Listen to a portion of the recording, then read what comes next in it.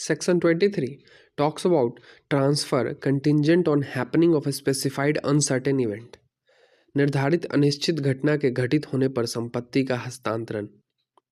जब किसी संपत्ति का हस्तांतरण इस शर्त पर किया जाता है कि किसी विशेष अनिश्चित घटना के घटित होने पर ही वह संपत्ति किसी व्यक्ति को प्राप्त होगी, और यदि उस घटना के घटित होने की कोई समय सीमा तय नहीं की गई है तो वह हस्तांतरण विफल हो जाएगा यदि वह घटना पूर्ववर्ती या मध्यवर्ती स्वामित्व समाप्त होने से पहले नहीं घटती।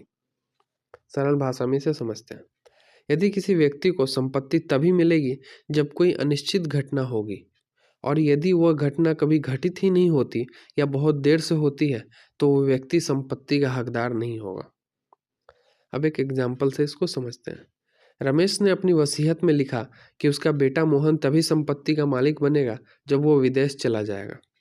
अगर मोहन विदेश चला जाता है तो उसे संपत्ति मिल जाएगी, लेकिन अगर मोहन कभी विदेश नहीं जाता और इसी बीच रमेश की संपत्ति का वर्तमान मालिक भी नहीं रहता तो मोहन का संपत्ति पर दावा असफल हो जाएगा।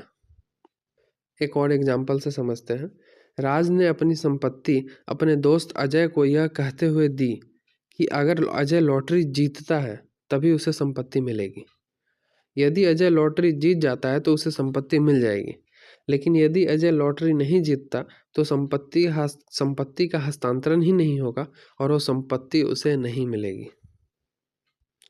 इस सेक्शन का क्रक्स वही है कि अगर कोई अनिश्चित घटना घटती है तो ही जो है प्रॉपर्टी जो है उस व्यक्ति को ट्रांसफ़र होगी।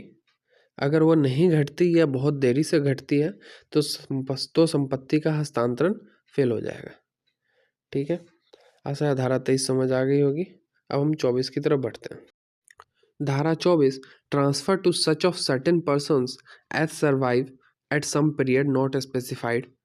ऐसे निश्चित व्यक्तियों को संपत्ति का हस्तांतरण जो किसी अनिर्दिष्ट समय पर जीवित हों की बात करता है। धारा 24 को क्लियर समझते हैं। जब संपत्ति का हस्तांतरण इस शर्त पर किया जाता है कि वह कुछ निश्चित व्यक्तियों में से उन्हीं को मिलेगी जो किसी अनिश्चित समय पर जीवित रहेंगे, लेकिन अगर उस समय का उल्लेख नहीं किया गया है तो संपत्ति उन व्यक्तियों को मिलेगी जो उस समय जीवित रहेंगे जब पूर्ववर्ती, इंटरमीडिएट या प्राथमिक प्रेसिडेंट हित समाप्त हो जाएगा। यदि ट्रांसफर की शर्तों में कोई विपरीत इरादा स्पष्ट नहीं किया गया है तो यही नियम लागू होगा। ठीक है, सरल भाषा में इसको समझते हैं। यदि किसी संपत्ति को कुछ निश्चित व्यक्तियों में से केवल जीवित बचे लोगों को देने की शर्त रखी जाती है, लेकिन यह नहीं बताया जाता कि कौन सा समय माने जाएगा, तो वह संपत्ति केवल उन्हीं को मिलेगी जो उस समय जीवित होंगे जब संपत्ति का पूर्ववर्ती स्वामित्व समाप्त होगा। ठीक है, पूर्ववर्ती स्वामित्व का मतलब होता है प्रायर इंटरेस्ट वाला। ठीक है, इसका क्लियर मतलब बताता हूँ। कोई ऐसी चीज़ जो पहले से मौजूद हो या पहले हो रही हो। ठीक है, मतलब जब हम संपत्ति के हस्तांतरण की बात करते हैं तो पूर्ववर्ती स्वामित्व या हित, प्रेसिडेंट इंटरेस्ट का मतलब होता है वह अधिकार या स्वामित्व जो पहले किसी अन्य व्यक्ति के पास होगा और उसके समाप्त होने के बाद ही दूसरा व्यक्ति संपत्ति प्राप्त करेगा। जैसे राम ने अपनी संपत्ति श्याम को उसके जीवन काल के लिए दी और कहा कि श्याम की मृत्यु के बाद वह संपत्ति मोहन को मिलेगी।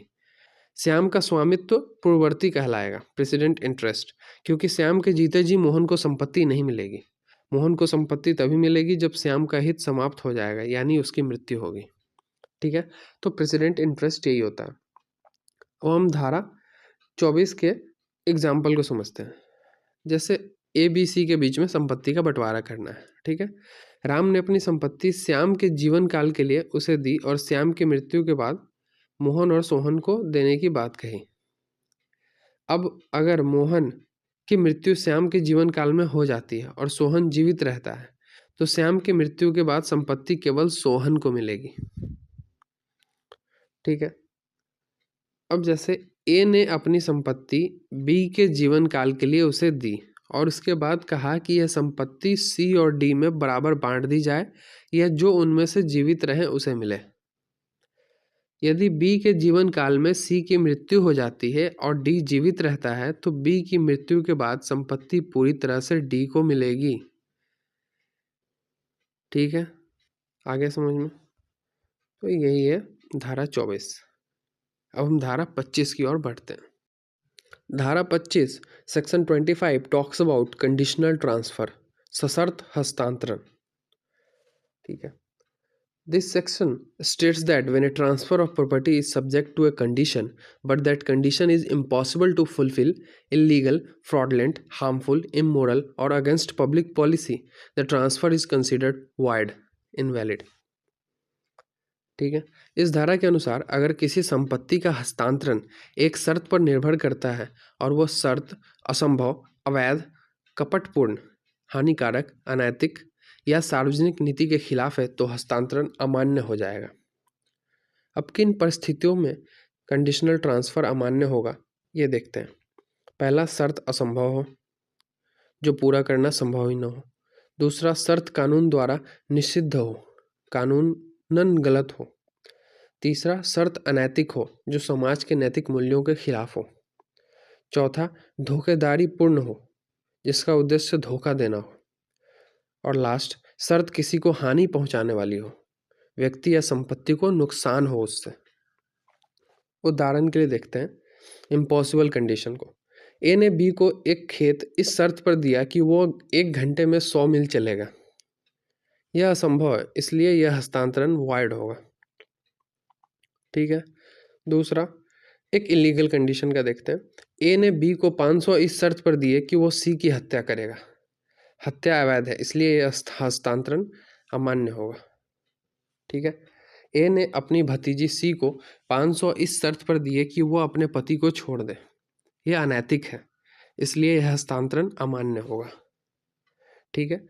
इसका निष्कर्ष यही है, सशर्त हस्तांतरण तभी वैध होता है जब उसकी शर्तें पूरी हो सकती हैं और वह कानूनन नैतिकता और सार्वजनिक नीति के खिलाफ न हो।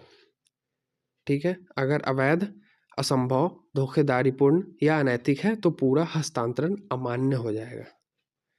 ठीक है। अब चलिए सेक्शन 26 की ओर बढ़ते हैं। Section 22 of transfer of property act 1882 talks about fulfilment of condition president, पूर्व शर्त की पूर्ति। This section states that when a property transfer is conditional, meaning the person receiving the property must fulfill a specific requirement before getting the ownership, then if the condition is substantially fulfilled, it will be considered as completed. What does substantially fulfilled mean?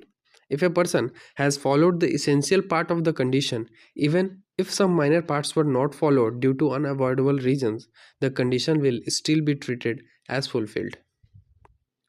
आसान भाषा में इसको समझते हैं। इस धारा के अनुसार यदि संपत्ति का हस्तांतरण किसी शर्त पर आधारित हो, यानी प्राप्तकर्ता को संपत्ति लेने से पहले एक विशेष कार्य करना हो, तो यदि वह व्यक्ति शर्त को पर्याप्त रूप से पूरा करता भी है तो उसे पूरा माना जाएगा।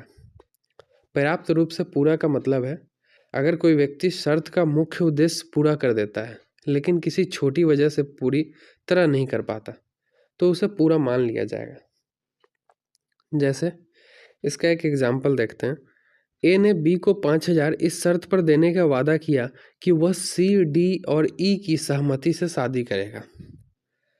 अब ई की मृत्यु हो जाती है लेकिन बी, सी और डी की सहमति से शादी कर लेता है। बी ने मुख्य शर्त पूरी कर दी, इसलिए यह संपत्ति हस्तांतरण वैध माना जाएगा। अब एक अवैध का देखते हैं एग्जाम्पल। ए ने बी को 5000 इस शर्त पर देने का वादा किया कि वह सी, डी और ई की सहमति से शादी करेगा। बी बिना किसी सहमति के शादी कर लेता है लेकिन बाद में सी, डी और ई से सहमति लेता है। यह शर्त पूरी तरह नहीं मानी जाएगी क्योंकि ये सहमति शादी से पहले जरूरी थी। ठीक है। तो इसका जो की पॉइंट्स है वो क्या है, शर्त को मुख्य उद्देश्य के अनुसार पूरा करना जरूरी है। अगर शर्त को पूरी तरह नहीं लेकिन पर्याप्त रूप से पूरा कर दिया गया तो उसे मान्य माना जाएगा। अगर शर्त पूरी नहीं हुई और बाद में पूरा करने की कोशिश की गई तो वह मान्य नहीं होगा। ठीक है। सेक्शन 26 क्लियर है। अब हम 27 की ओर बढ़ते हैं। धारा 27 बात करता है एक व्यक्ति को सशर्त हस्तांतरण और असफल होने पर दूसरे को स्थानांतरण की। ठीक है। यह धारा बताती है कि अगर संपत्ति एक व्यक्ति को शर्त के साथ दी जाती है और यदि वह शर्त पूरी करने में असफल होता है तो संपत्ति दूसरे व्यक्ति को दे दी जाएगी। इसके 3 मुख्य बातें हैं। पहला, यदि संपत्ति किसी व्यक्ति को एक शर्त पर दी गई और वह शर्त पूरी नहीं होती तो वह संपत्ति दूसरे व्यक्ति को चली जाएगी। दूसरा, अगर संपत्ति हस्तांतरण विफल होने की संभावना ट्रांसफरकर्ता ने पहले से नहीं सोची थी तब भी वह संपत्ति दूसरे व्यक्ति को मिल जाएगी।